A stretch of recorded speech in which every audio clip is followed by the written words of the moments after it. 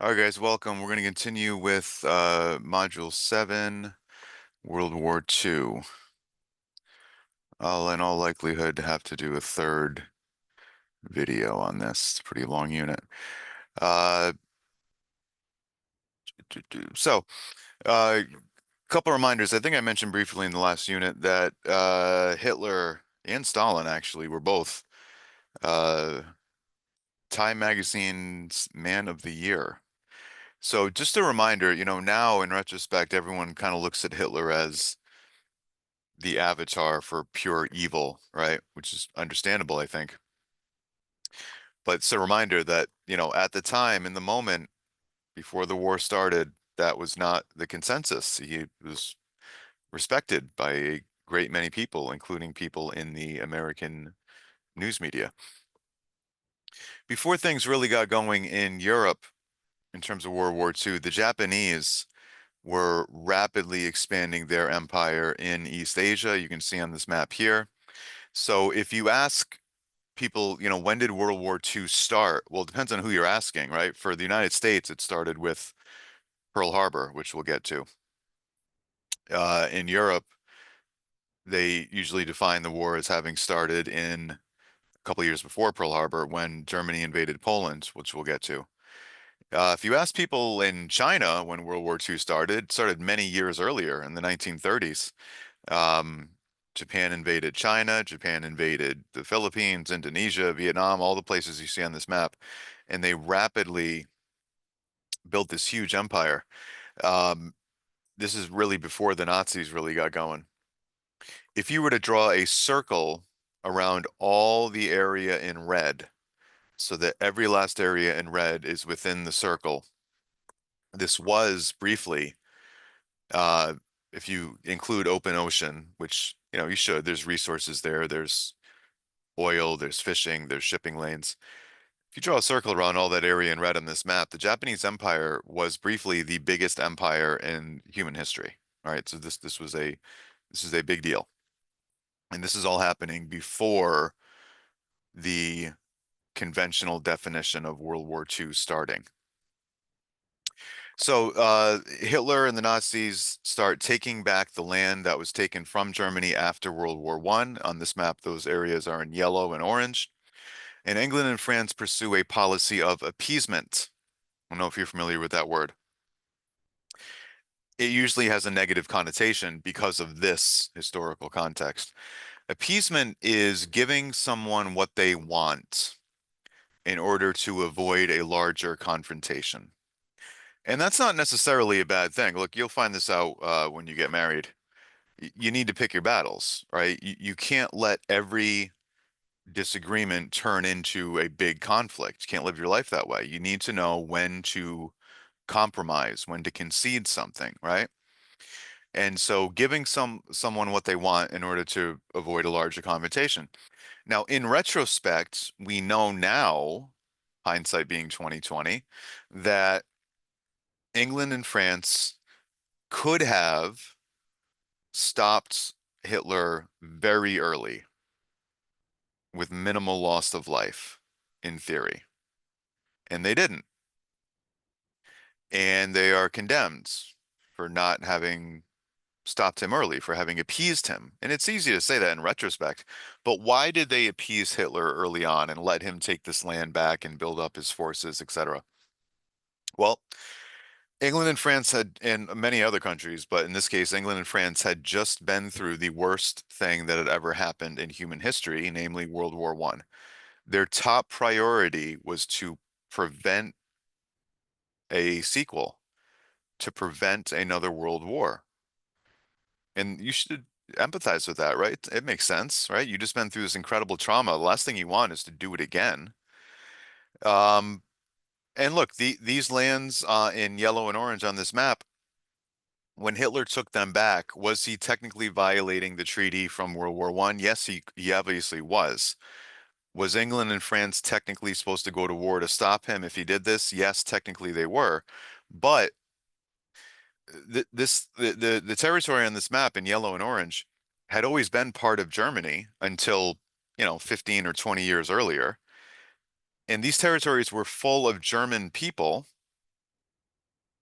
And when the Nazis, quote, invaded these areas, it's important that you understand, no one was shooting back at them.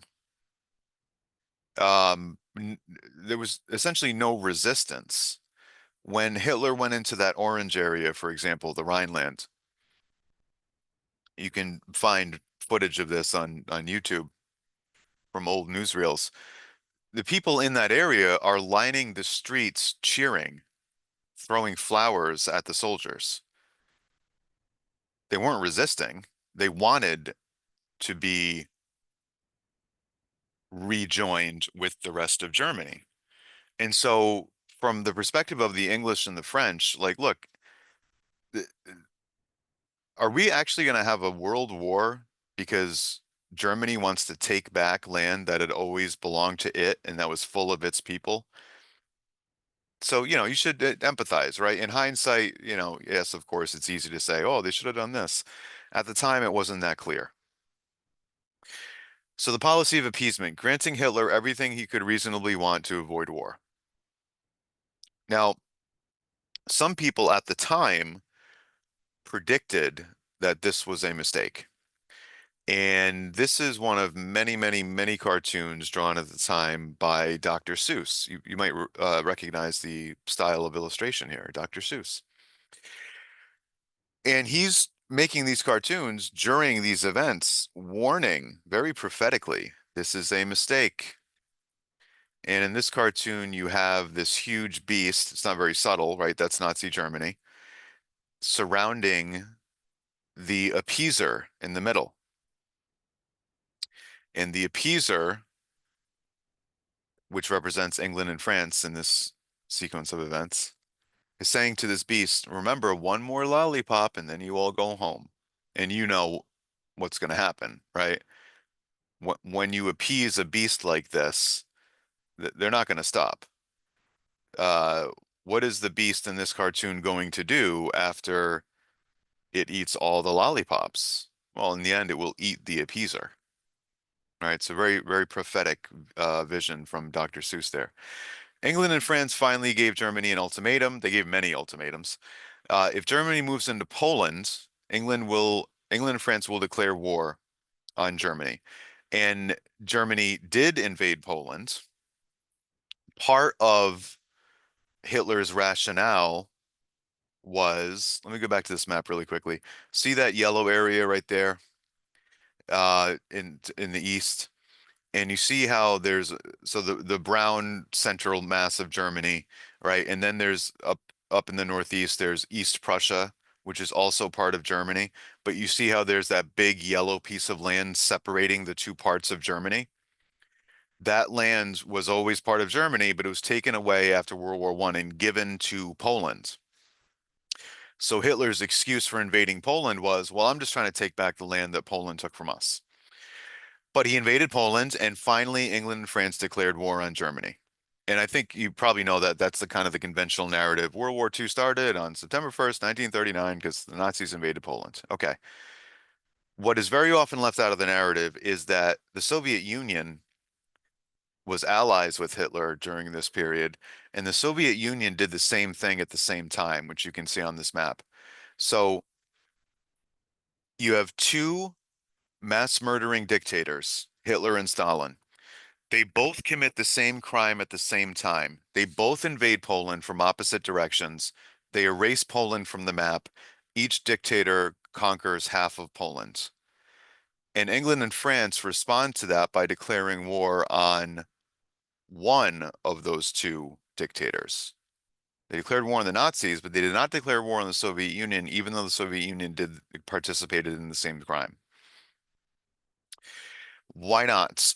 This is Churchill, the Prime Minister of England at the time, explaining his position, which later on the United States also agreed with this position, as we'll see. He's saying that Hitler is worse than Stalin. If Hitler invaded hell, in this analogy, hell is the Soviet Union, I would make at least a favorable reference to the devil being Stalin in the House of Commons. So here's what Churchill is saying, and our government agreed with this. Stalin's a bad guy. He's the devil. However, Hitler is even worse. So the enemy of my enemy is my friend. If Hitler and Stalin start fighting, which eventually they did, we're going to pretend that the devil is not that bad. That was the calculation that was made.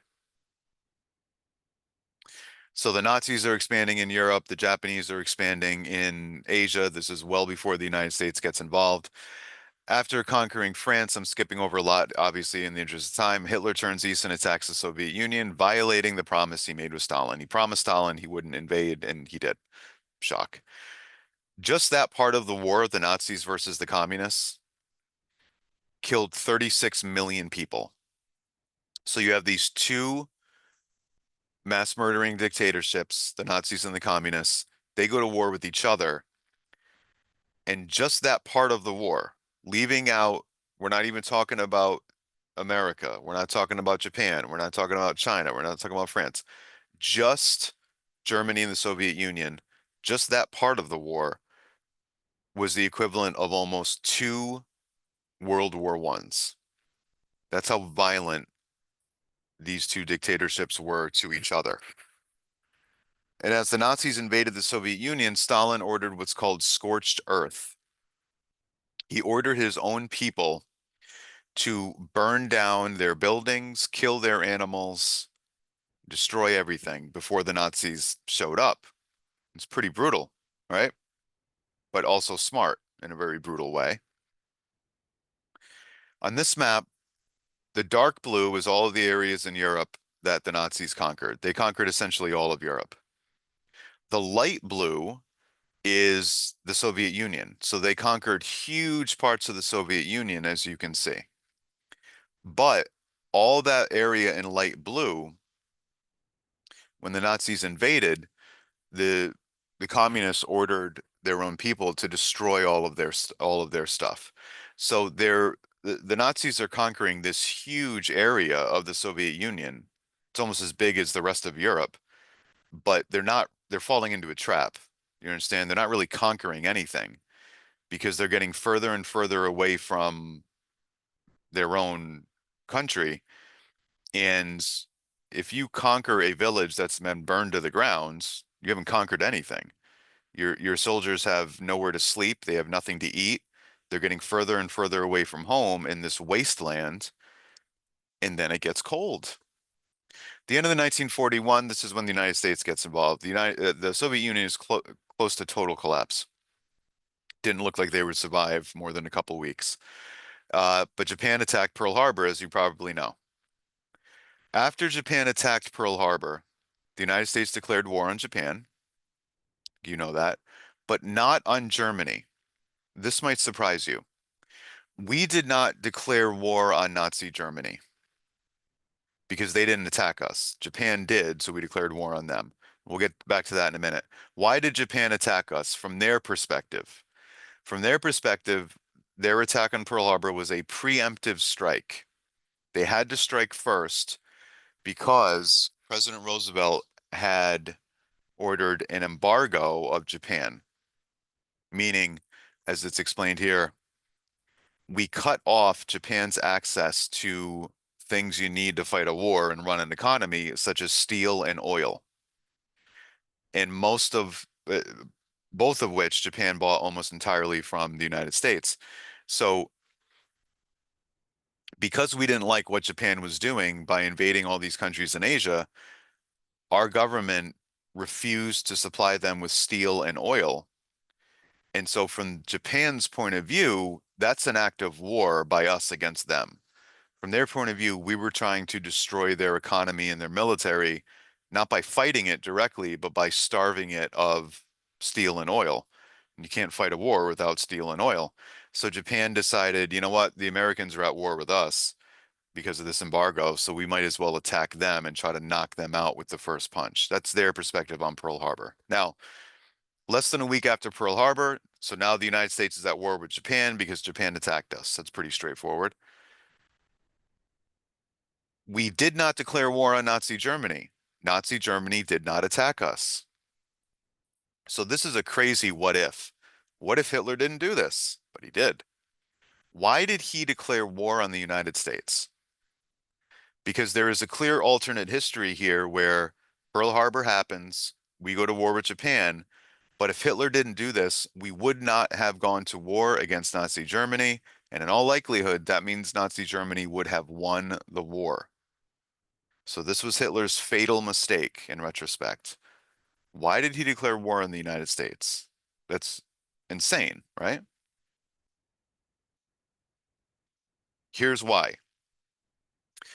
The Nazis and the Japanese were allies. We talked about alliances earlier. You know what that means. Japan is now at war with the United States, and Hitler jumps in and says, hey, to his ally Japan, I'll help you. I'll declare war on the United States too, and we can fight them together. Okay. What did he want in return? Well, look at the map. This is at a time when the Nazis controlled basically all of Europe, and they had invaded the Soviet Union, and the Soviet Union was about to collapse. What did Hitler expect Japan to do? He expected Japan to repay him by declaring war on the United States, right? That's doing Japan a favor. And he expected that favor to be repaid by, if you look at the map, look at the geography, he expected Japan to help their ally, Nazi Germany, by invading the Soviet Union from the other direction. You see how the Soviet Union is between the Nazis and the Japanese? And the Nazis are invading from one direction, and they have almost totally destroyed the Soviet Union.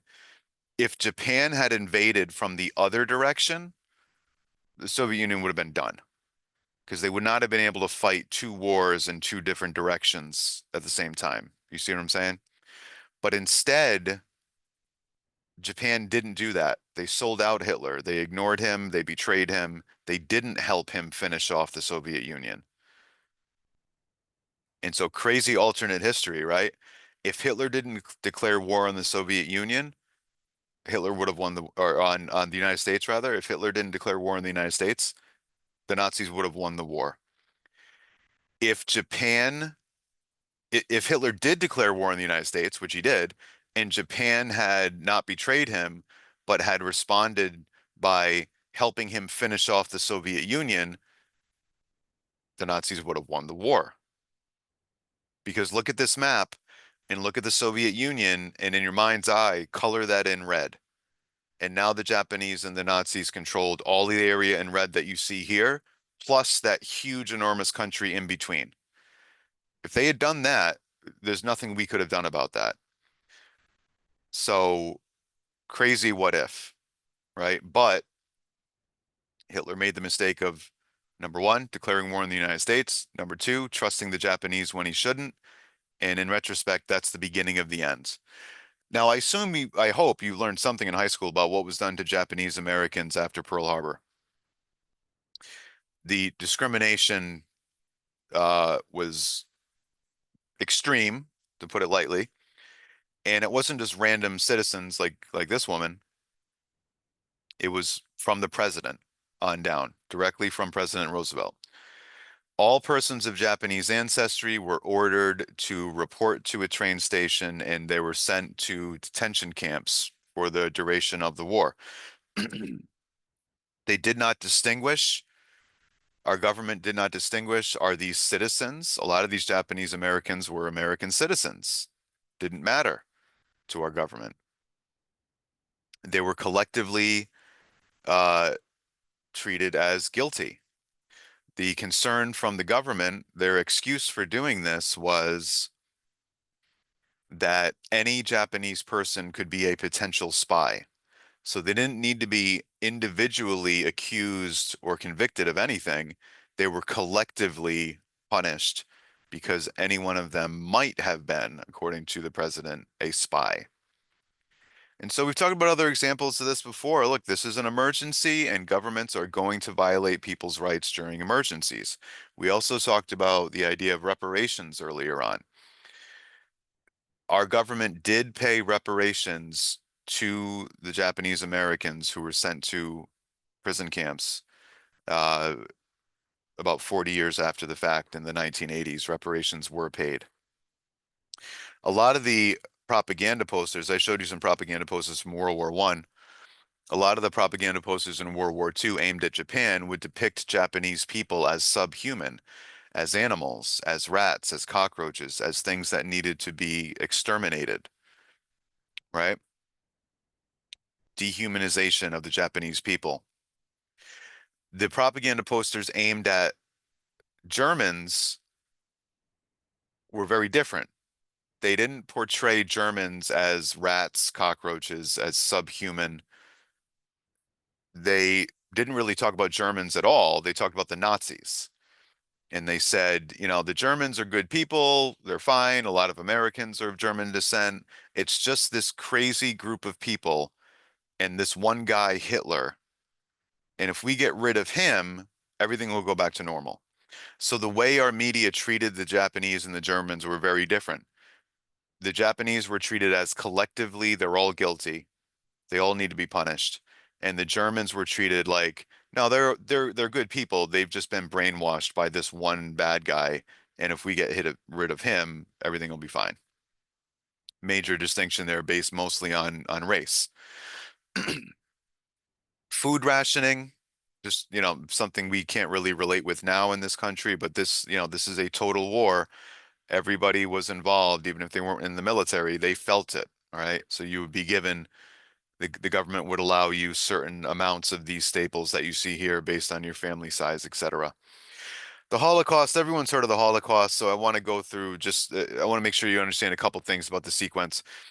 The Holocaust begins in full force after the United States enters the war, and then it starts to speed up the Holocaust when the Soviet Union starts pushing the Nazis back out of the Soviet Union. And so a couple things here. Number one, when I say the Holocaust, it was a process, right? I'm referring here specifically to the end stage, to the gas chambers, to the mass murder. The mass murder of the Jews, this is very important to understand the sequence. It began after the United States got into the war and after it became clear that the Nazis were not going to be able to conquer the Soviet Union. In other words, the gas chambers started only at the point when when it became clear to Hitler that he might lose. Okay? He realizes he might lose. And who does he blame? Does he blame himself for declaring war on America, for being played by the Japanese, for invading the Soviet Union when it was almost winter? No, no, no. He didn't blame himself. He blamed the Jews. One more thing about this sequence. I already explained to you that we didn't declare war on the Nazis. They declared war on us. And there's also this narrative in our culture that if you ask most people, you know, why did we fight against the Nazis? They'll say something like, well, because they were doing the Holocaust. So we fought them to stop the Holocaust. That's not true. That's not true. Because number one, again, they declared war on us. If they didn't do that, we wouldn't have gone to war with them. Number two, we did not go to war against the Nazis in order to stop the Holocaust. How do we know that? Because the Holocaust, as we know it, the gas chambers, started after we got involved. So by definition, we didn't get into this to stop something that hadn't started yet, right? I'm gonna go back, the build up to the final solution, the build up to the gas chambers. This is the Nuremberg laws were passed by the Nazis early on, way before the war started. And what you see here is how the Nazis would determine who was Jewish. So they have these columns there. You'll notice at the top of each column, there's four circles. Those represent your grandparents. And so they had this kind of pseudo-scientific way to determine who was Jewish. Um, the Nuremberg laws, here are some of the Nuremberg laws. Jews could not vote. Jews could not own certain amounts of property. Jews could not live in certain areas. Jews could not marry outside their race. Jews could not own guns, certainly. If any of those laws sound familiar, an oppressed minority cannot vote, serve on juries, own guns, live in certain areas, marry outside their race. Does that sound familiar? These laws that the Nazis passed against the Jews were modeled on laws that the Democrats passed in the South after Reconstruction. Not a good look, right? Not a good uh, connection, but an unfortunate truth. Nazis built concentration camps, not yet death camps, just prison camps for all people who were not good Germans. So Jews, yes, you know that, but also other groups as well. Anyone, handicapped people, anyone with any kind of physical or mental disability who was perceived by the Nazis as being weak were separated and put in these camps. And it goes to the idea of the people being a single body. And anyone who the Nazis thought was weak and therefore not able to contribute to the group, well, they're not necessary. They need to be separated from society and eventually killed. Homosexuals, what's that about?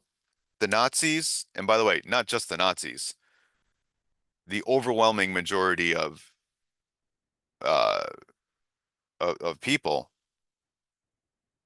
including doctors and psychiatrists, psychologists, very highly educated people, all throughout the West, including in the United States at this time, classified homosexuality as a mental illness. All right. So again, the Nazis are going to persecute gay people because in their minds, homosexuality is a mental illness and they don't want mentally or physically deficient people. Those people need to be exterminated for the good of the people, right? Then the concentration camps gradually become death camps. So this is where the mass murder begins. Before the gas chambers were up and running, the Nazis would do things like this. Wherever they were invading, they would round up the Jews, take them outside of the village, wherever it was. This photograph here is probably in Ukraine. Have the Jews dig a ditch and then spend the rest of the day shooting them one by one, throwing them in the ditch. So a couple things that you should know. How did the Nazis identify the Jews so quickly and so efficiently? Sometimes it's obvious, if you're ultra-Orthodox Jews dress in a certain way and, pretty obvious, but not, those, that's actually not that common. How are they able to so quickly and efficiently identify who is Jewish? Well,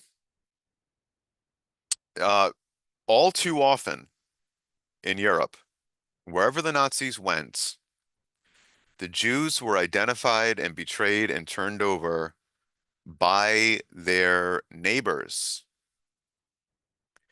You see, the Nazis didn't invent Jew hatred. Jew hatred was widespread. And so, very often, wherever the Nazis went, the people that lived in that area were willing and eager to hand over their Jewish neighbors for death.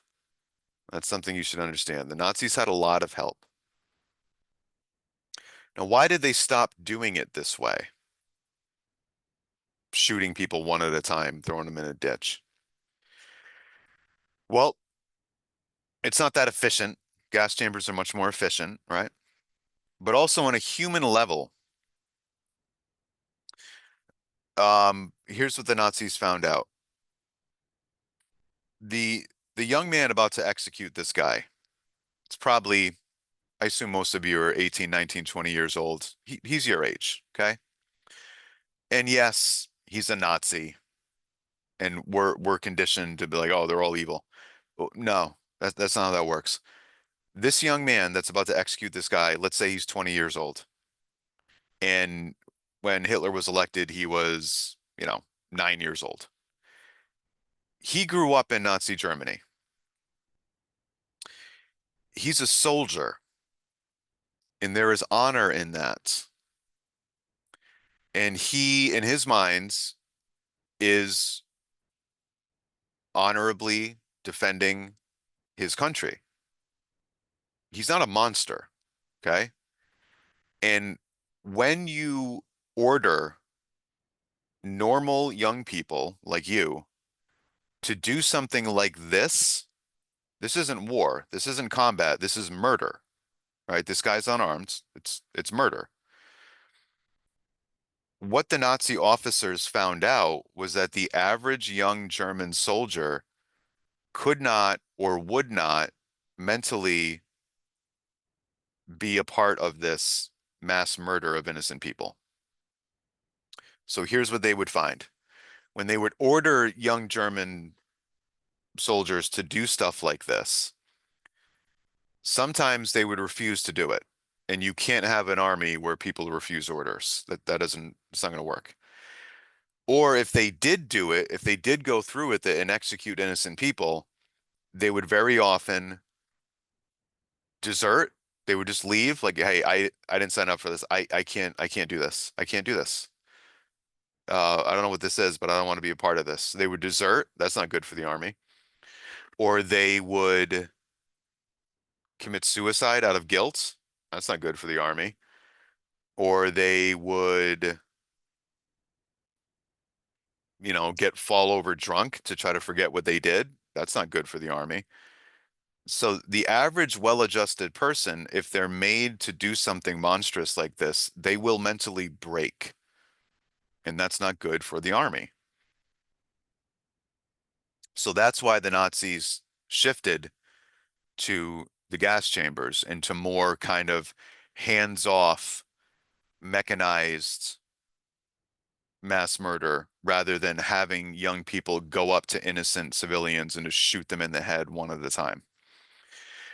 Even after Germany was losing and they were retreating, they're being driven out of the Soviet Union, and eventually the Americans show up and they're being driven out of France and they're retreating back to the borders of Germany. They continued the killing. They continued the murder of children and innocent people. They continue to use men, money, and material. They continue to use people. They continue to use trains, fuel, material to what? Defend their own borders from the enemy soldiers? Yeah, but they were also using some of their material and resources to murder Jews. They thought that was more important. And that's a little insight into the psychosis. And ultimately, the killing stops only when the Americans and the Soviets show up and stop it. And this quote, "Now we know why we're here," is attributed to an American officer. In this photograph, the guy in the middle with his hands on his hips is General Eisenhower. He was later the president. And this is him walking into one of these camps with American soldiers, and there's freshly murdered bodies on the ground. "Now we know why we're here" is a quote about moral clarity. So in our culture, there's this idea that World War II was, quote, the good war. It's often called that. I don't know if you ever heard that. Now, I don't know if there's any such thing as a good war, but that's what it's called. And there's this idea that American soldiers, I'd say wanted to be there, but there's an idea that American soldiers understood exactly why they were there and that morale was really high. And it's like, all right, you know, we'd rather not be in a war, of course, but we know, what we're fighting for. That's not how that worked. The average American soldier, when they're sent to World War II, more than likely their fathers were in World War I, and it's very likely that their fathers told them, "Oh, I fought in World War I. It was pointless. A bunch of my friends were killed. We have no idea why we even got into World War I. We didn't get anything out of it. And now look, now my son has to go do this again. Like this is the last thing I wanted to happen. A lot of people, a lot of Americans were not happy about being in this war at all. Look, both of my grandfathers were in World War II, and one of my grandfathers, they didn't want to they didn't want to go. Okay. One of my grandfathers did not meet his daughter, my aunt, until she was 3 years old. He went to war when my grandmother was pregnant. He didn't want to be there. He wanted to be at home in Massachusetts with his baby. All right. But what this quote is about is as soon as the American soldiers realized what the Nazis were doing, because they didn't know, they didn't get on ships and go over to Europe like, yeah, we're going to stop the Holocaust. They didn't know what was happening. As soon as they realized what the Nazis were doing, oh, okay. Now we know why we're here. Right? This is about moral clarity. This is pure evil, and we, as Americans, were able to stop it. And that's really good for morale, right? And for moral clarity. Did most Germans know what was happening? In this photograph, the people in the background are German civilians from the town that this camp was in. The people standing in the middle are American Army officers, and there's a huge pile of freshly murdered people on the grounds. And after the Americans shut down this death camp, they brought in all the German people who lived in the town and they forced them to come in and directly confront, like, look at this. Look at this. You're going to tell us that you didn't know about this? Now use your common sense. Did they know what was happening, most Germans? Of course, on some level, of course they did. They had to. And you can condemn them for that if you want, but you also need to realize if any of the people you see standing up in the upper half of that photograph, if any of them tried to interfere or resist with what the Nazis were doing, they would be in that pile of corpses on the grounds. You understand that, right? They would have been murdered. So did they know? Yes. Could they have realistically stopped what was going on? Eh, Not really. And if they tried, it was suicide. A couple of photographs from some of the camps that remain as kind of memorials. Brausbad shower, not a shower. I think you'd probably know the story about how that worked. The crematoria, the conditions obviously were intentionally filthy and dehumanizing and subhuman. Um, so I do want to let's wrap this up. We have enough time here. Um, the Americans showing up. These are the first American soldiers approaching the shore of the coast of France, landing in Europe.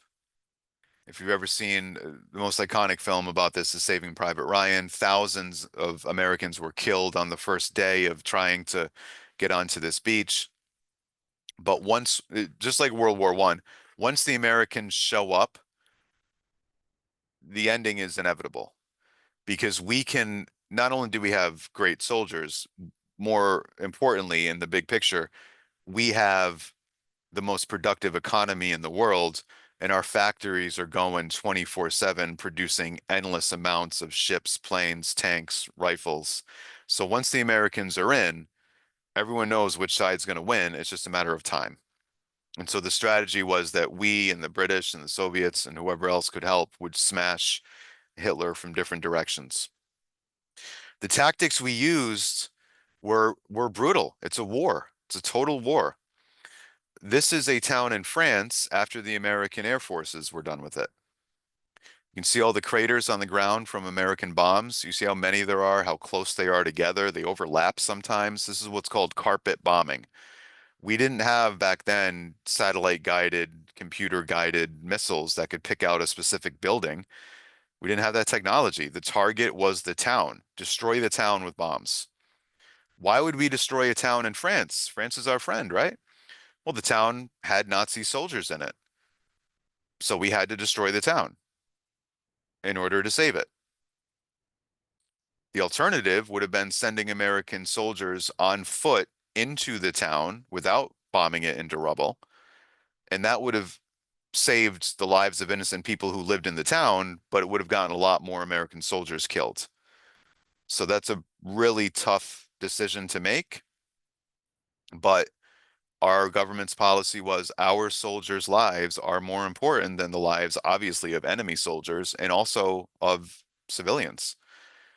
And look at these little girls. They look to be 5, 6 years old. What do they do? Are they Nazis?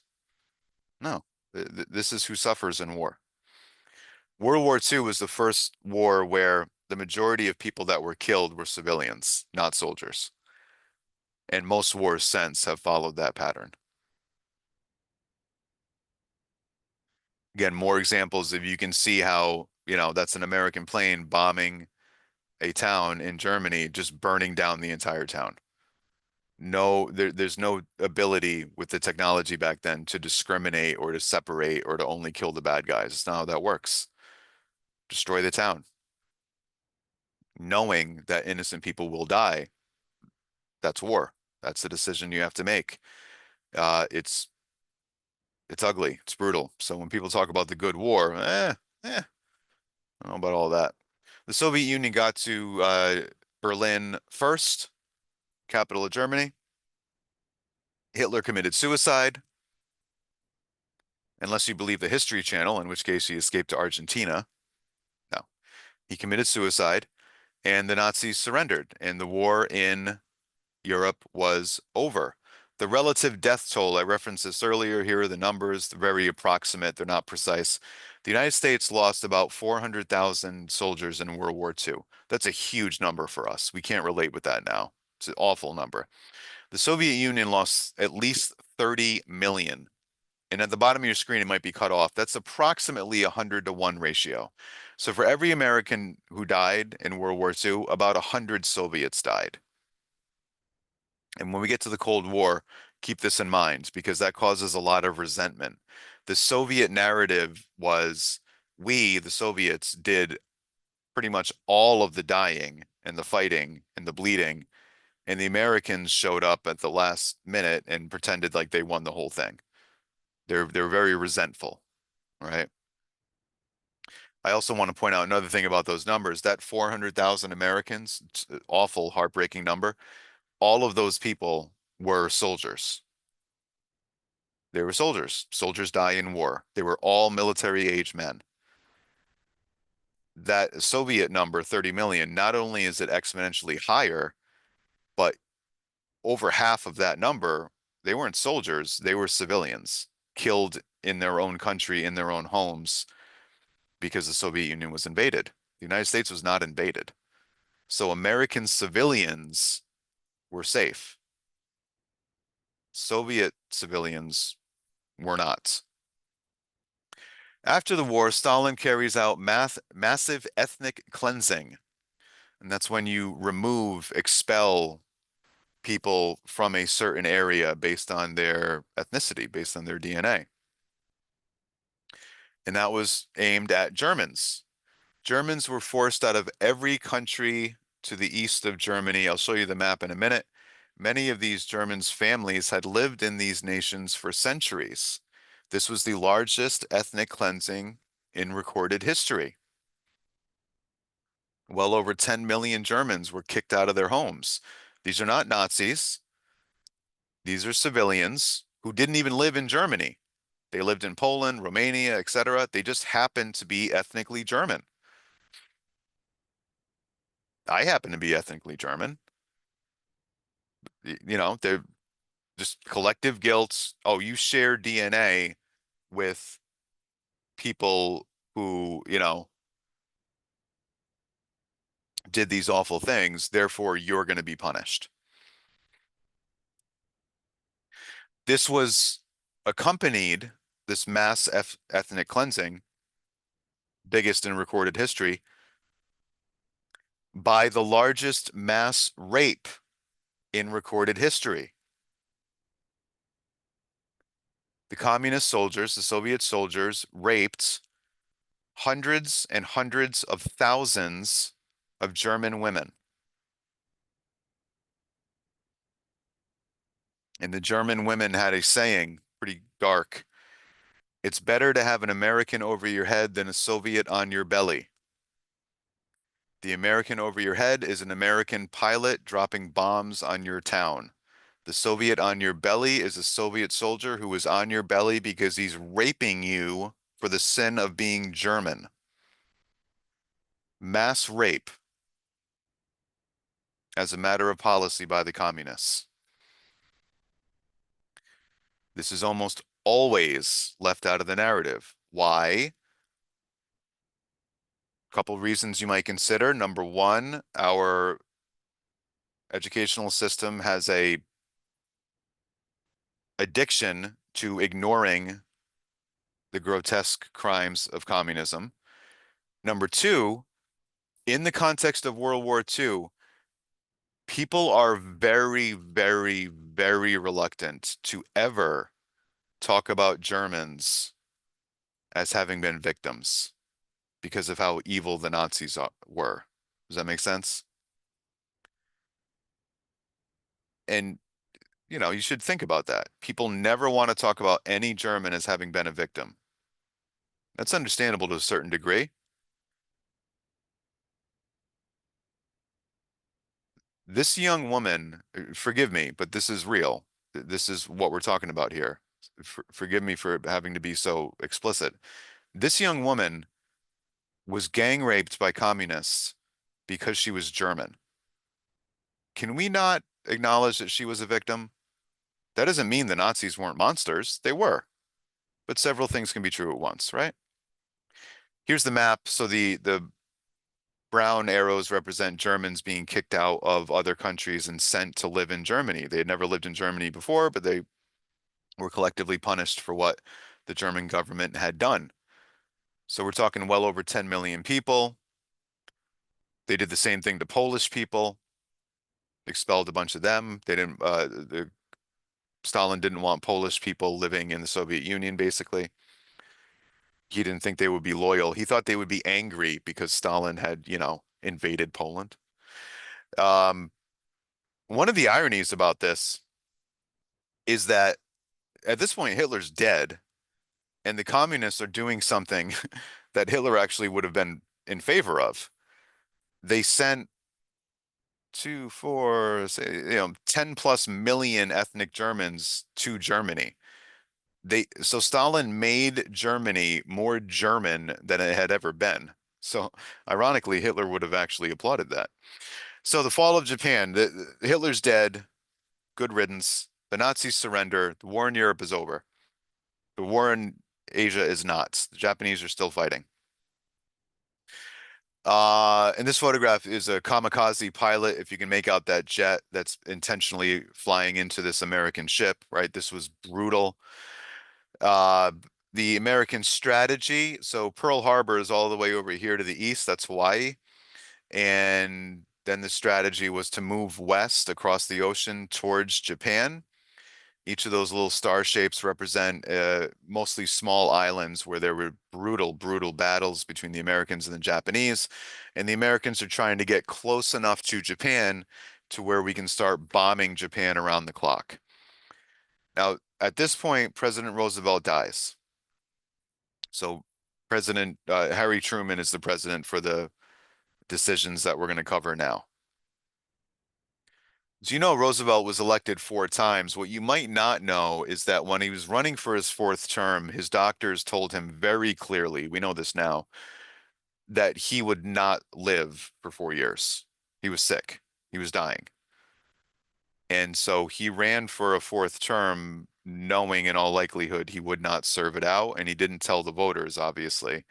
And he picked a new vice president, this guy, Harry Truman. Um, and so essentially what Roosevelt was doing by doing that was picking the next president rather than letting the voters do that. Harry Truman would have never been the president if Roosevelt hadn't picked him to be vice president while he was sick. You understand? Um, so that's really interesting turn of events, right? A lot of people love Truman and think he was a great president. That's fine. But the point is, look, presidents die and vice presidents take over, no problem. Roosevelt knew he was dying and picked a new vice president during an election. That's something you should know, maybe. So, you all know about the uh, nuclear bombs, I assume, Hiroshima and Nagasaki. What you probably don't know is what you see pictured here.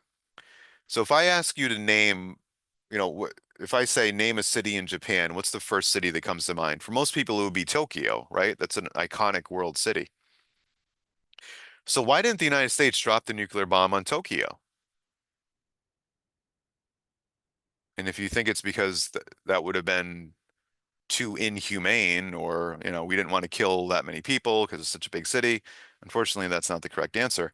The reason we didn't drop the nuclear bomb on Tokyo is that we had already burned Tokyo to the ground with regular bombs. That's why. So before the nuclear bombs were dropped, the United States, in order to try to get Japan to surrender, bombed with fire bombs all of the cities listed here. I believe it's 67 cities. Essentially every major city in Japan was burned down with regular incendiary bombs, fire bombs, before the nuclear bombs were ready. And then we dropped the nuclear bombs.